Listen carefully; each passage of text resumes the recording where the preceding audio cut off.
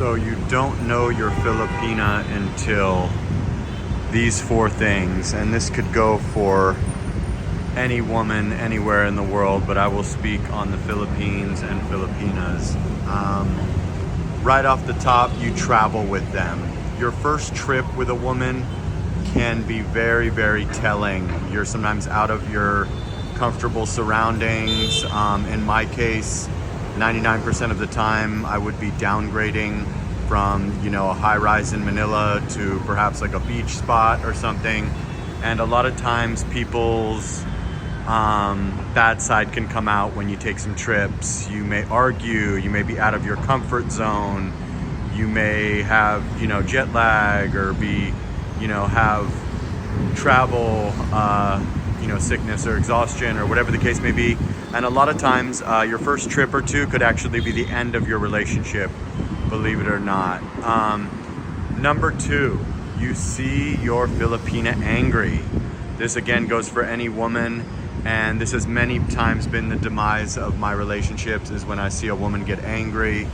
At the end of the day, when I see a woman get angry, if she gets sad, then we can definitely stay together. If she gets aggressive and manly, violent, in my face, challenging me, I have to get out of the relationship. I will never let them know right then and there, but I will remove myself from the relationship shortly, or start to de-escalate and take steps to become unavailable, see them less often, and eventually let them know and terminate the relationship. Number three, when money gets involved, that is going to be a huge thing.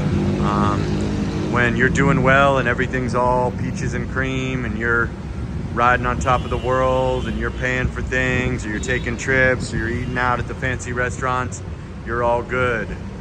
When you start to experience money issues, or them or their family does, or you realize that money is a major component of your relationship, that can be disheartening for some men if they are younger men or they have sexual marketplace value.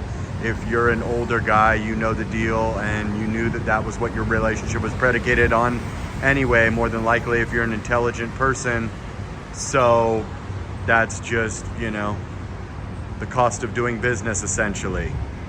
And then the last one is going to be when you live with someone. I don't mean coming over for the weekends. I don't mean, 3 days on, 3 days off, 4 days off.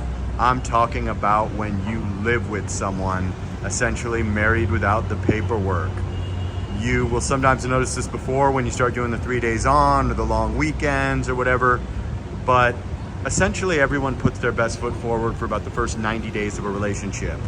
After that, you start to see the mask off, and you start to see the real person. When you live with someone, there's no hiding it. Are they even, do they always need space? Are they always going into the other room, onto the balcony? Are they, is there annoying habits about them? How do they really look, without the MAC force field for Western women? But, Filipinas tend to be naturally beautiful and look the same in the morning. But yeah, just little quirks, little ick things, little things that you didn't notice, little things that could be deal breakers, or just little things that you realize, that same back to you. There'll be little things about you that they will notice. When you're living with someone 7 days a week, 365 days a year, you're gonna notice the bad about them. It's not gonna be all butterflies landing on boys' heads, and you will notice your person is depressed, your person overeats, your person is an alcoholic, your person, whatever your person has. Nobody's perfect. The good needs to outweigh the bad, and you got a good relationship. But those are 4 metrics that'll really tell you if your Filipina is for you. When you come over here for a weekend, or a 2-week trip, or a couple of boracay, Palawan trips, it's best foot forward. Usually someone can keep that going for even 6 months if you're doing the weekend meetups or hanging out a couple days a week or whatever.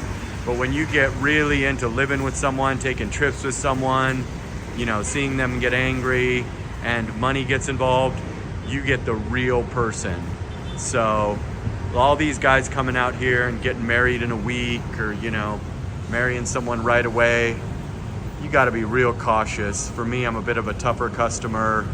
It would take years for a woman to get me to want to enter into a government contract with her with little to no upside. I understand if you're religious, if you have children, if you want your, the parents of your children to be married, or you're a highly religious person. But assuming that you are the breadwinner, there is very little upside. If you are 70 years old, there is very little upside. I respect it. I understand the respect that comes with it. I understand that many older men want to transfer their fortune to their woman. All love and respect. For me, I'm a bit of a tough customer when it comes to the government contract marriage. Now, a spiritual ceremony, that's a different story. But, if you pitch a spiritual ceremony to a woman and she rejects that, you may want to reject that relationship, because that would mean there is a money motive behind it. So, barring your woman making $5 million, $1 million a year, and you making, 50 to 100 grand, there is very little upside for men to getting married in any country, assuming that your woman is not holding sex as a contingency of marriage. So just keep that in mind, and make sure you go through those 4 things with a woman before you even consider moving her in, or I guess you can't live with someone without moving them in, but marrying them, essentially, giving them a title, whatever the case may be. Make sure you go through those things and you vet a woman, before you start, doing government contracts, essentially. If you can survive those 4 things, you got a good relationship, you got a good Filipina, you got a good Thai girl, you got a good American, whatever you got. So like, comment, subscribe, share the video. Uptown BGC, beautiful lights. Sana all.